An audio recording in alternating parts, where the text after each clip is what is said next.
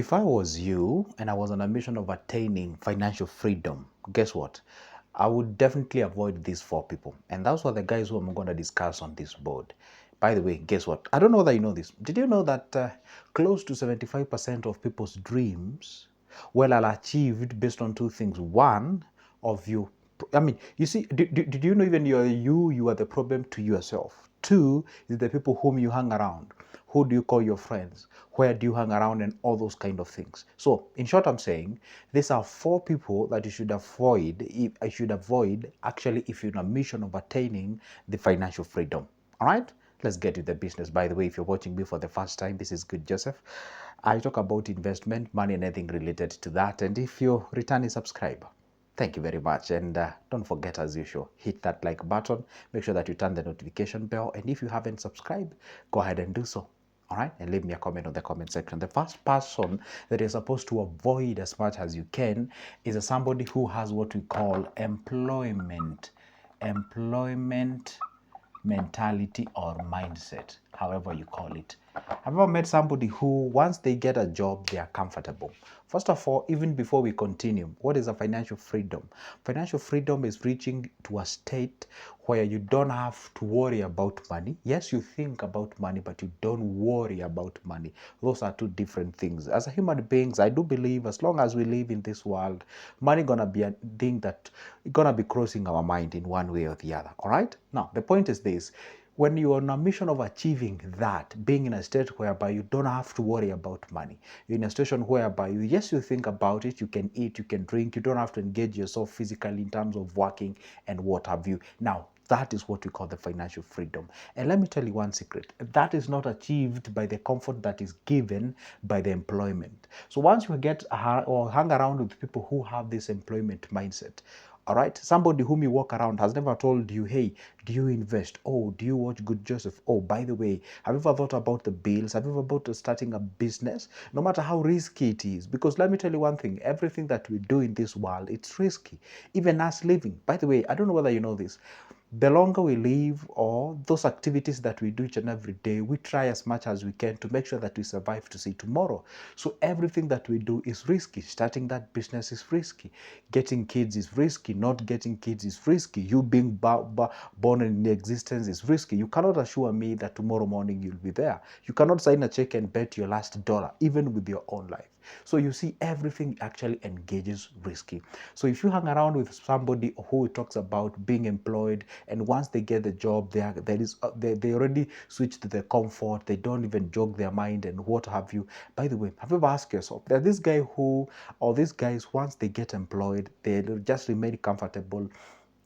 They survive on small loans here and there, and then they just educate their kids, and once they retire having them up, they've built a home, and that is it. I mean, I do believe there are some people whose mission is to just get employed, and they don't want to have these hustles and bustles. But if you're this kind of an individual, please make sure that within your circle you eradicate individuals who have this kind of mindset, because I'm telling you, if you try to change their mindset so that they can come to your side so that you can resonate together, that means time, and that means you have to waste some of the time. I've seen people who actually brought down their dreams because of the people whom they hang around, and this is why they always talk. Please show me your friends and I'm gonna define who you are, and birds of a feather, they flock together.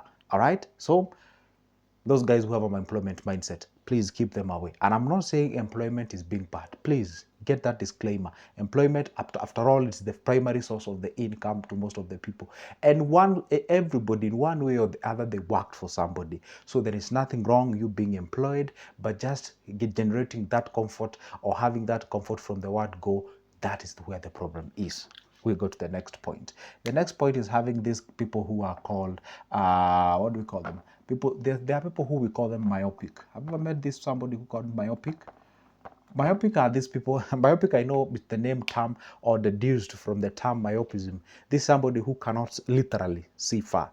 But when you say myopic individuals, these are guys who they rarely see beyond 1 year. They never see beyond 3 months. There are some people who usually see, maximum 1 month. They think about how they're gonna pay the rent of the next month. They think how they're gonna pay the school fees for their kids for the next week or whatever the thing it is. They think about how they can accumulate that money to go make that hair, to go buy that nice shoe, nice, what do you call, nice dressing, and hang around that particular place. Hey, how are we gonna actually attend? Sometimes I've ever met some people who get disturbed by the fact that there is a new club or bar that is being opened in about a week's time or something of sort, all those kind of things. Okay, they just think this mentality of consumption or consumer mindset.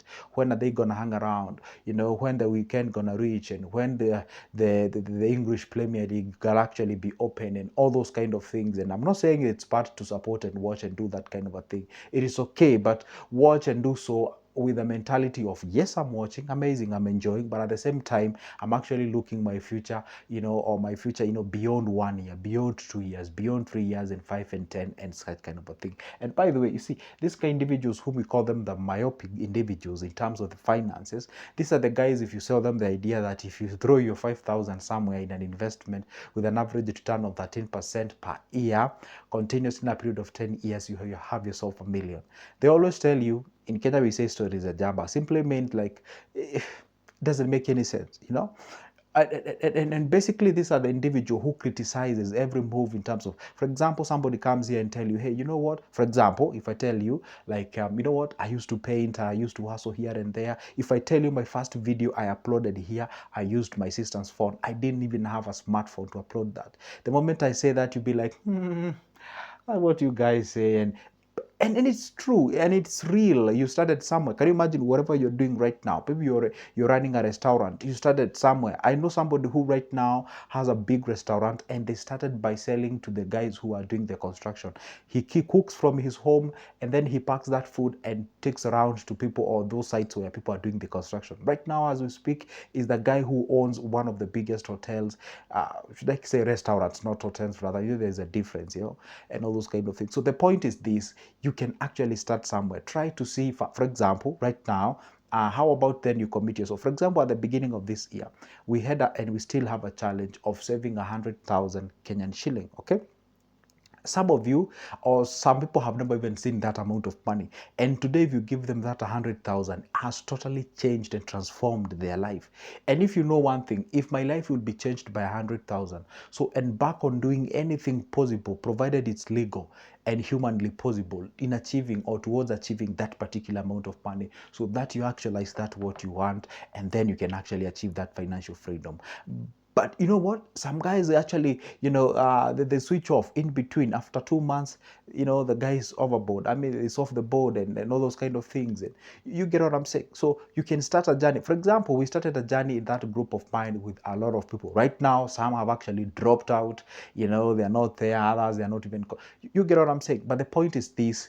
And this is what I usually do. The moment we come together, at the beginning, everyone is hyped, everyone want to achieve the dream and what have you. The first 1 month, everything is okay. But the moment we clock the 4th month, the 5th, the 6th, the 7th, especially where we are right now, this is the time now you can know, hey, you know what? This individual was actually serious and is still serious towards achieving that particular goal. So that is what you're supposed to understand as far as the myopism is concerned, as far as what we call, investment is concerned. So avoid myopic people when it comes to a journey towards achieving the financial freedom. Okay, now we go to the that people, or that category of the people. Those are people who are not, these people who are not on the same mission as you, okay, same mission as you. What do I mean?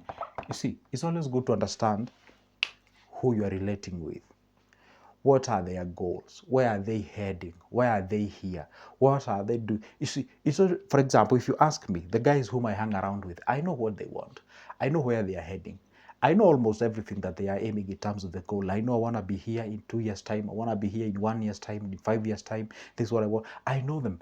It's good to understand. Okay, I may not know those personal thing at a personal level. Like, obviously, there's some things that you don't tell everybody, but at least generally, this individual is headed somewhere.